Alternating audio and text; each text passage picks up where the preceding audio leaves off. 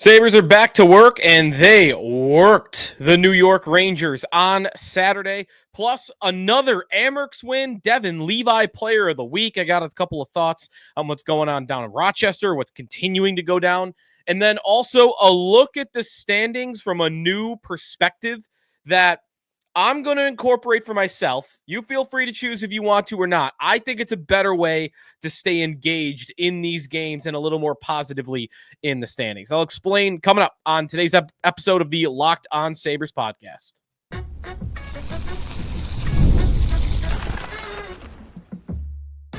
You're Locked On Sabres, your daily podcast on the Buffalo Sabres. Part of the Locked On Podcast Network, your team every day. What is up, everybody? Thanks for making this Monday edition of the Locked On Sabres podcast your first listen, especially for you everydayers. Appreciate you coming back day after day as we are staring in the face of 14th year in a row of the Sabres missing the playoffs. But let's have some fun on today's edition of the Locked On Sabres podcast. And you can check us out wherever you get your podcast. That does include our YouTube channel, where you can like and subscribe to the show, part of the Locked On Podcast Network, your team every day. Today's episode is brought to you by FanDuel. Right now, new FanDuel customers can get $150 in bonus bets if your first $5 bet wins. Sneaky Joe DiBiase on today's edition of the show. If you would like to become a member of our Locked On Sabres text club, very easy to do that. All you do, you head to a website one time, you hit subscribe, join subtext.com/LockedOnSabres, and then you get your text updates. You can text back and forth with us if you've got a comment or a question that you want answered in the chat or sometimes on the show. That is the best place to get a hold of us. We had some practice updates in there for you today that we'll get to on today's show, but we're going to look back on what a win against the Rangers on Saturday. A new way for the standings and then the Amerks as we broke down what's coming up on today's edition of the Locked On Sabres podcast. Before, though, we get to anything Sabre related, I just wanted to throw a word in on a league-wide story that I'm actually looking forward to talking more about later this week when we have an off day with the Sabres, when there's no game the day before, and we've got a game coming tomorrow too. Alex Ovechkin with a hat trick on Sunday is going to break the record this year. That was a little bit in question, whether he would break Wayne Gretzky's all-time goals record this season or whether it might bleed into next year a little bit. Until yesterday, it was pretty close. He needed 16 goals in 26 games to break the record. He is on that pace right now, but it would have been really close. A hat trick on Sunday for Ovechkin puts it really in the window to happen this year. Like, it's probably going to happen this year. And before, we might have talked like it was probably going to happen, but that was just more a belief because he was playing so well. It was going to be close. And by the way, the Sabres play the Capitals in D.C. in 15 games, at least in 15 games for Washington. For him to have 12 goals in the next 14 games, it's probably not going to happen. But it's not impossible. He's gone on runs like that before, and it hasn't been that long since he's gone on runs like that. He's playing right now like he's capable of it. So probably not going to break the record against the Buffalo Sabres, but wouldn't be completely out of the question. So anyways, we'll get more on that, though, in the coming days and weeks, because that's going to be the biggest story in the league down the stretch.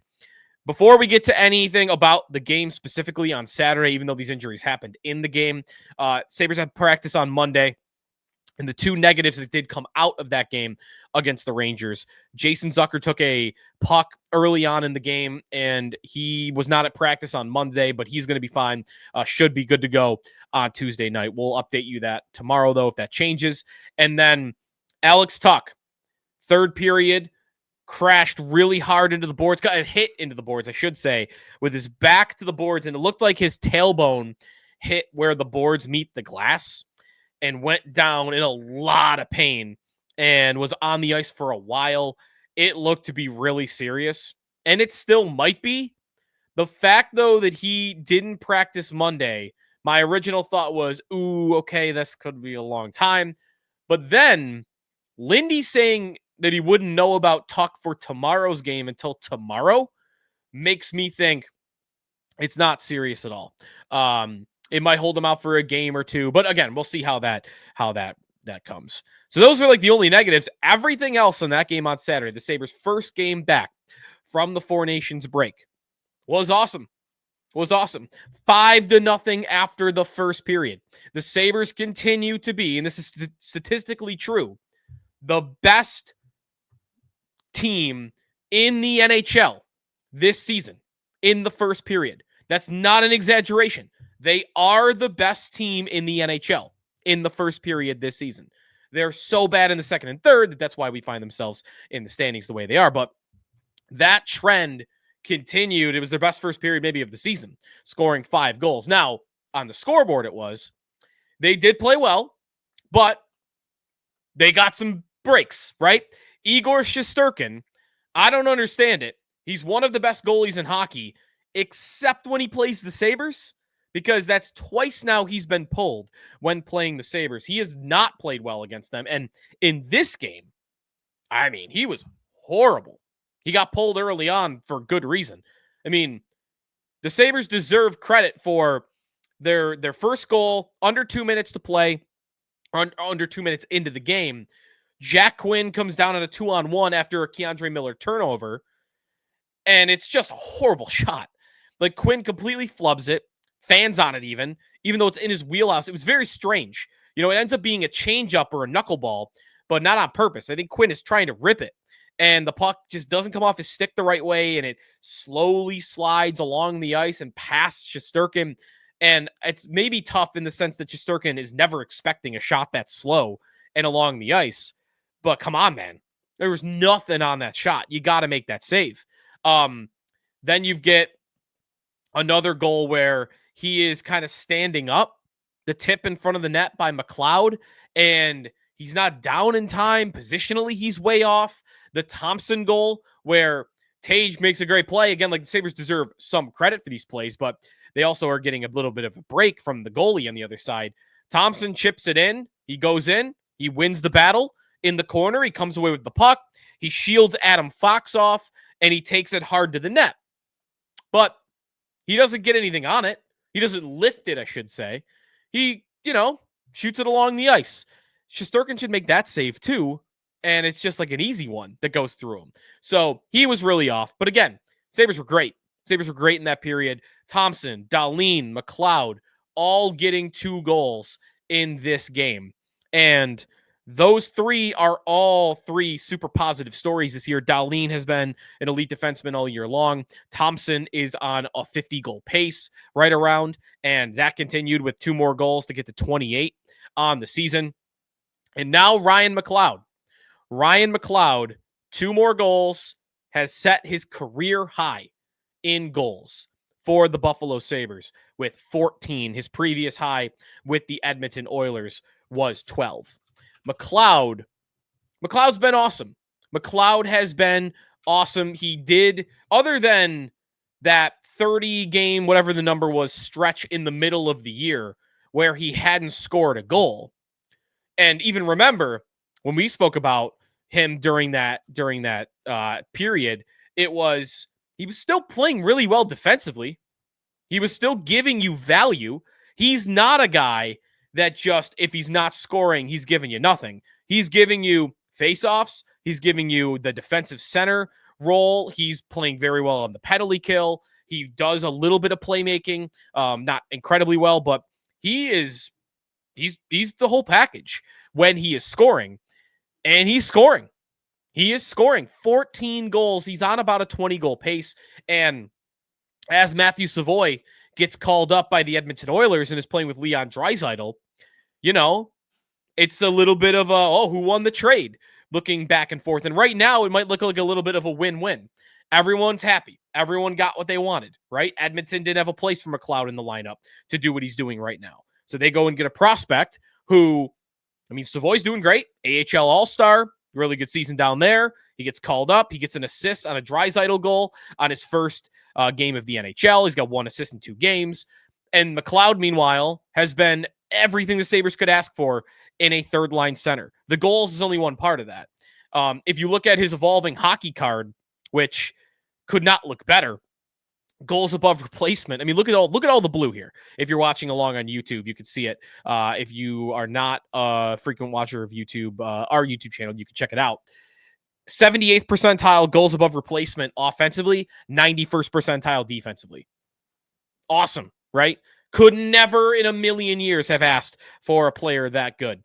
Comparing that to last year, you've seen a steady increase in the offense. The defense, he's just holding serve. He has been a great defensive player. He still is a great defensive player, taking a little bit of a step up when it comes to the offensive game. Looking at him year over year.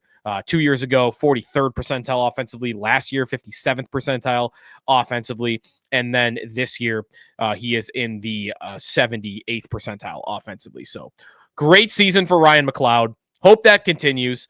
I think it will with his all-around game. I just want to alert everybody to one stat that is about the simplest way to predict regression when it comes to goal scoring. You can kind of figure out, who's scoring at an unsustainable rate. It's not even that complex. Just look at the shooting percentage, and that's how you figure out, hey, is this guy going to score goals like this all the time going forward, or should I expect something a little bit lower? McLeod, his career, look at the career and then look at what they're at right now. McLeod's career shooting percentage is 14.2. It's a pretty good shooting percentage, by the way. It's usually unsustainable unless your name is, like, what's Austin Matthews for his career? I really don't think there's anybody in the league right now, to my knowledge, that holds above 20% consistently. Like, nobody's doing that. Yeah, Matthews is at 16%. Of course, some of these guys take more shots, a lot more shots than a Ryan McLeod. Ovechkin, for his career, is actually 13%. Like, nobody is doing 20% year after year.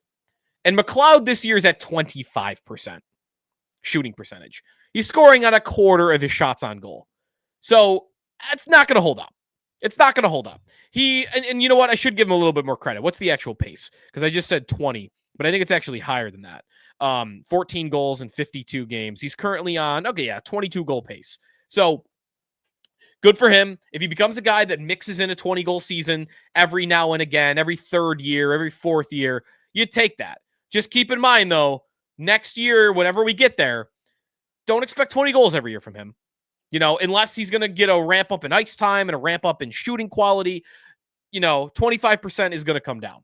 So not to be the party pooper, I only wanted to throw that in there because everything else about McLeod's game is going to make him valuable for the length of his career. Speed, the defense, and again, if he has an off year where he scores 20 and then the other years he scores 15, we're talking about a really good player, a good player that the Sabres have acquired in that trade. And he is someone we'll talk about in the offseason, by the way, because there is a contract coming that will be needed for McLeod. He is an RFA at the end of the season. No risk, I would think, to not come back. He seems like someone they will definitely keep long-term. But we'll discuss that in the offseason, what those numbers look like. I honestly just think I'll throw you a number, the first number off the top of my head, because I've not thought about his contract for a second. I mean, cap's going way up, right?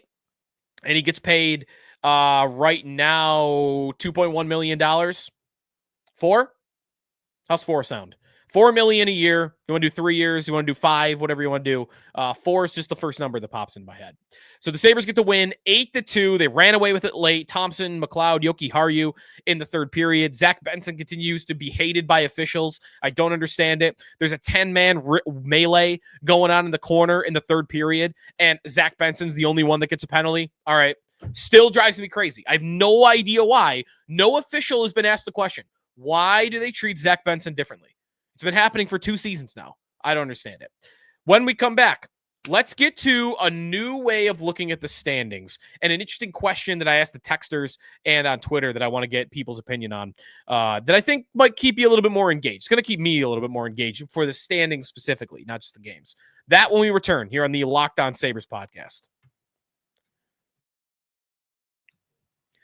Today's episode of the Locked On Sabres podcast is presented by wonderful Pistachios. I don't have my big bag actually here right now to show off to you because I actually need another one and I'm waiting for it to get here. If you're looking for a snack, both delicious and nutritious, crack into a good source of protein with wonderful Pistachios. Wonderful Pistachios, one of the highest protein nuts. Each 1 ounce serving is 6 grams of protein.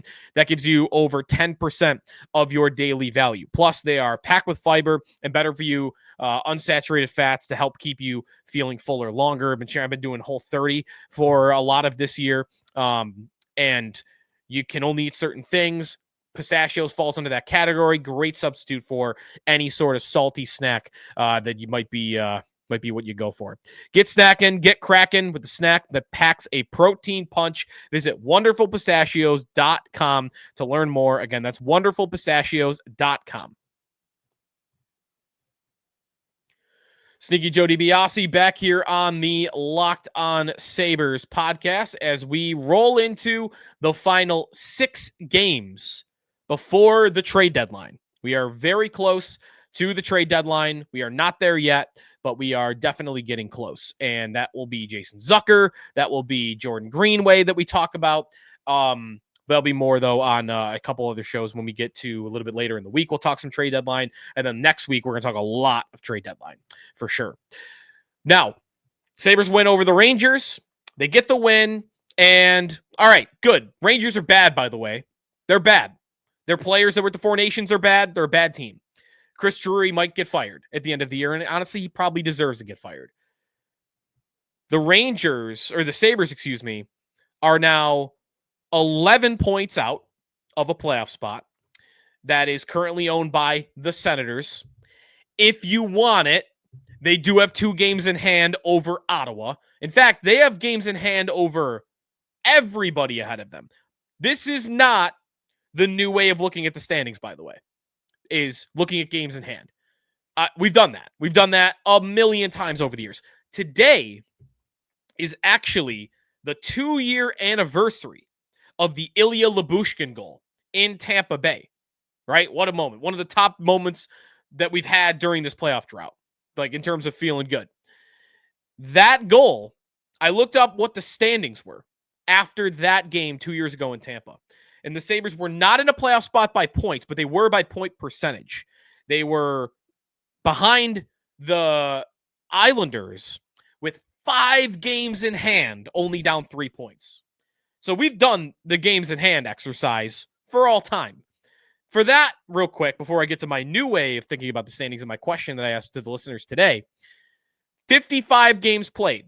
All right, let's do it with every team above you. And let's give the Sabres a win for all of their games in hand. I know that's not going to be the case. They're not going to win all their games in hand, but let's just play it out. Again, we're looking for optimistic ways to look at this thing. Let's look at it. They have 4 games in hand on the team right above them, the Pittsburgh Penguins. So 4 points back of a team that you have 4 games in hand. There you go. Win your 4 games in hand. You're up 4 on Pittsburgh. Let's go to the next team. Philly, 6 points above you, and you have 3 games in hand. Win your 3 games in hand, you're tied with the Philadelphia Flyers, who are currently 5 points out. Win your 2 games in hand over Montreal. That's who is above them. Then you would be 2 points back of Montreal. Not bad. This is not the way of looking at it again, because I'm giving the Sabres way too much credit for this. The Islanders, you have 1 game in hand on the Islanders that would get you 4 points back. So there's nobody yet that they'd be more than 4 points back of. Okay. But we're not yet at the top teams. The Rangers are 9 points ahead of the Sabres. The Sabres have 2 games in hand. That could get you to within 5, right? The Bruins have 10 more points than the Sabres, but the Sabres have 3 in hand. Win your 3 in hand, you're 4 points back of the Bruins. This isn't as bad as you might have thought. Then Columbus, you have an 11-point gap. You have 2 games in hand. So the most you could get to Columbus if you won your games in hand is 7. And then the team that's in the final playoff spot, Ottawa, same deal, 11 points up, 2 games in hand, 7. So you could say win all your games in hand that you've got on everybody. catch up to the league with wins. And when you get to games played, do all the wins. And you're 7 back. Okay? And you're 4 or 5 back than like everybody else. Some of those teams you're actually ahead of. That's not the way of looking at it optimistically, because I don't think it's realistic that you can expect the Sabres to win all of those games in hand. This is what I'm asking today to all our listeners. What is the closest you think they're going to get between now and the end of the season? What's the closest you think the Sabres will get to a playoff spot? They're currently 11. The Twitter poll that I put up at Locked On Sabres begs the question, is it going to be 9 or more points, between 6 and 8, between 3 and 5, or tied for a playoff spot in 2 points? And 43% of you, most of you, said between 6 and 8 points. This is an exercise, yes, in how low our expectations are of the Buffalo Sabres right now. But what I'm currently rooting for, that I don't think is at all unrealistic, can the Sabres between now and the end of the year, what people are saying, what the most people have voted for, 6 and 8 points, can the Sabres get to 6 points back at any point? Because what will we do on this show? What will you do watching the games? What will you do on social media? We're all going to go, oh, they're not out of it. They're back in the race. 6 points? All right. That's 3 wins. I could do that. Maybe you got a game in hand here, a game in hand there, whatever. You might feel a little alive if they got to 6. So my current, I'm not setting playoffs yet as my goal. I don't think that's really that realistic. Get me to 6 points. Make me believe that you're in it again. And most people are answering, they think that is actually realistic. They're telling me, like our listeners, they think there will come a day this season where we trick ourselves into thinking they're actually in it. So I looked at the text club. A lot of people said between 6 and 8 points, same thing. I had a couple of guys that said like 10 points, though. They don't think they're really going to gain ground at all. So let me know what you think. How close do you think the Sabres are going to get between now and the end of the season? Because right now they're 11 back. I don't know if I find too many Sabre fans that would guess they'll miss by 11 points. Are they deserving of making the playoffs? Absolutely not. Are they better than some teams above them? Look at their goal differential. They're -8. -8. Pittsburgh right above them, -44. Philly -27. Montreal -28. Boston -26. So on and so forth. There are teams worse than them. They're not good. They don't deserve to make the playoffs. There are teams worse than them. Like right now, I wouldn't bet the Sabres finish in last place in the conference. I wouldn't. And I would tell you, to my answer, I think they'll get to 6. I think there will be a day this year where they are 6 points back, and we'll be able to have some fun with it. When we come back, the Amerks win again, and the guy that I am pegging is the most likely savior of this Sabres team is crushing it down in Rochester. And it's not Isak Rozan, who we'll talk about too, because he is flying up the leaderboard in the AHL as well. That's when we come back here in the Locked On Sabres podcast. Today's episode of Locked On Sabres is presented by FanDuel Sportsbook. The great thing about FanDuel, especially when we're in this middle period here where we've got regular season NHL, regular season NBA, we're not yet at the college basketball tournament. We're not yet at the big, crazy golf tournaments, right? Still got a while for those. Well, actually next month, I guess. Like, I'm watching the Mexico Open this weekend, and a bunch of buddies, same thing, and a tournament that we would never have any interest in. Like, we're not going nuts with it, but we gotta someone to win here and top 10 there, and I'm dialed in, and it makes it compelling. And you got to play responsibly, but I was really into it this weekend, and that just goes to show, like, there's stuff going on, and it can be more entertaining than you think. I wouldn't have been watching it without FanDuel, the Mexico Open. And the last couple holes were actually amazing golf. A lot of crazy twists and turns.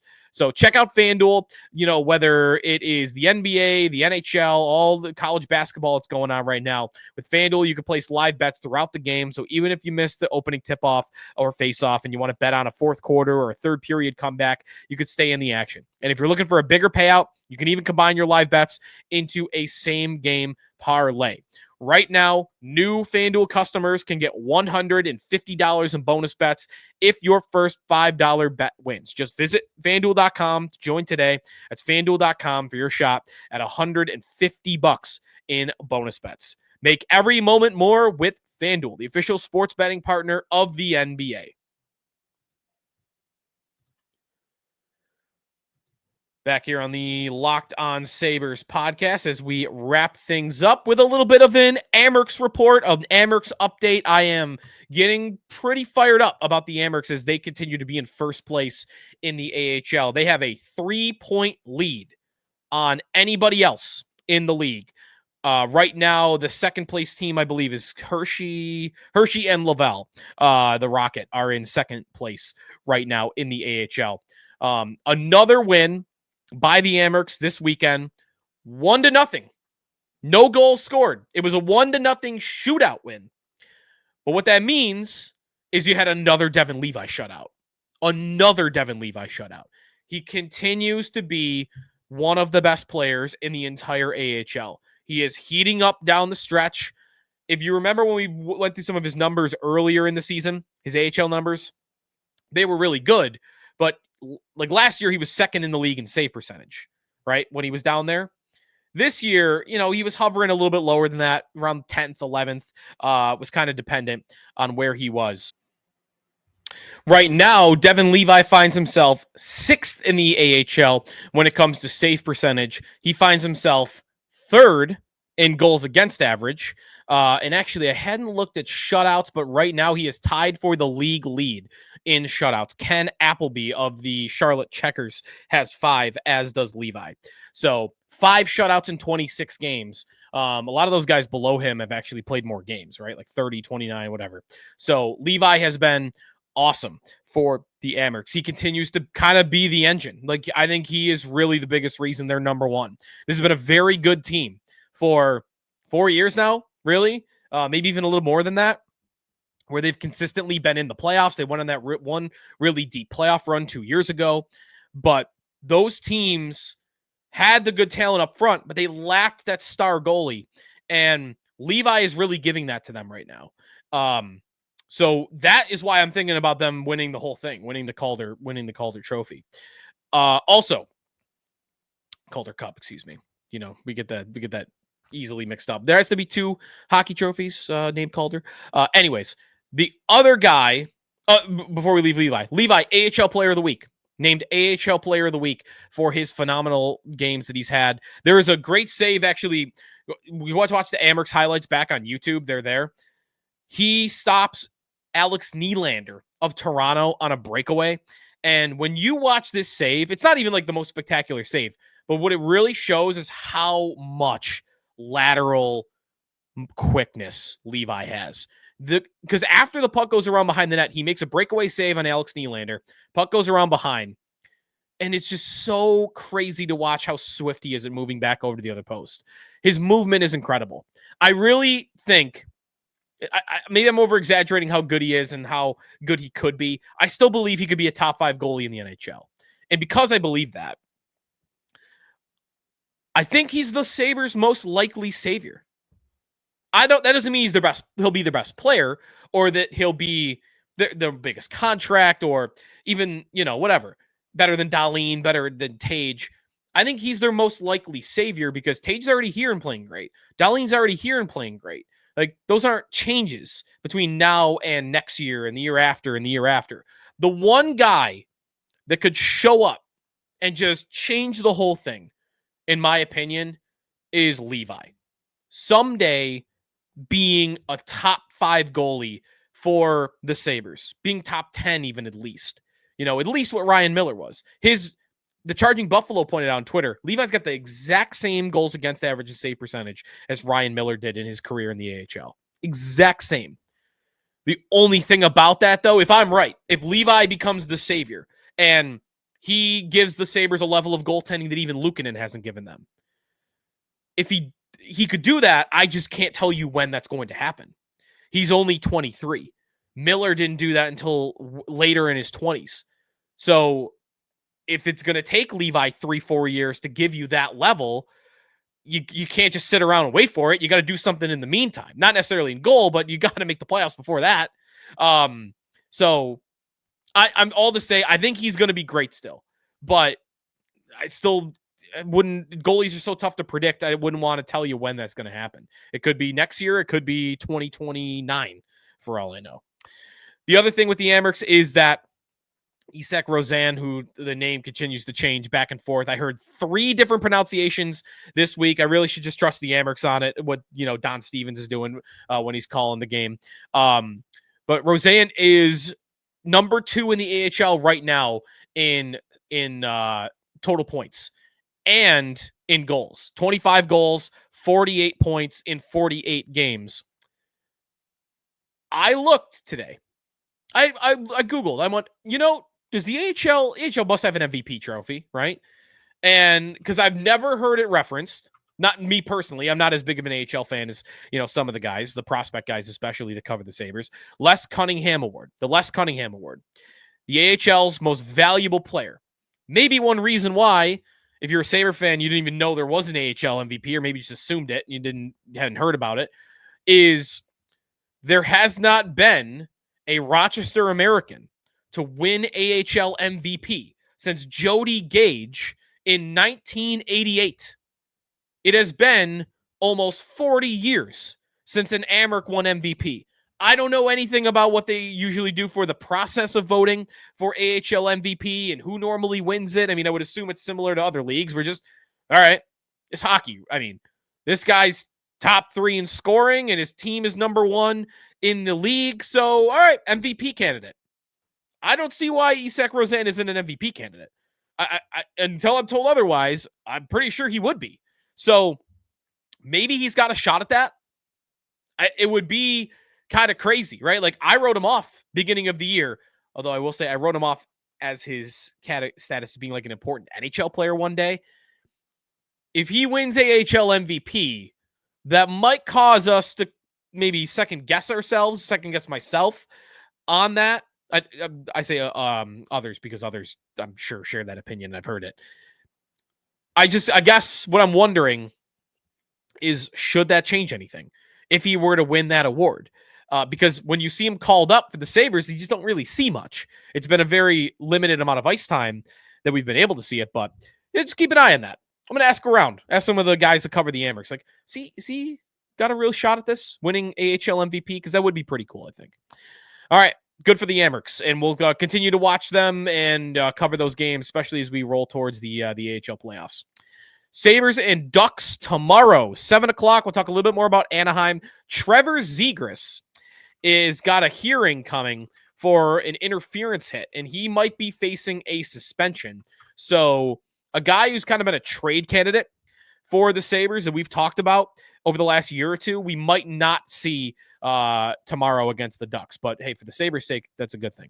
We'll talk about it next time here on the Locked On Sabres podcast. For you everydayers, thanks for sticking it out and coming back day after day during this season. If you are looking for another good hockey listen, be sure to check out and make your second listen Locked On Fantasy Hockey, bringing you daily league-wide stories that matter with the local coverage that you love from Locked On. Find Locked On NHL on YouTube or wherever you get your podcasts. I'm sure they'll be talking plenty about Alex Ovechkin on today's show. Thanks for listening to the Locked On Sabres podcast, part of the Locked On Podcast Network, your team every day.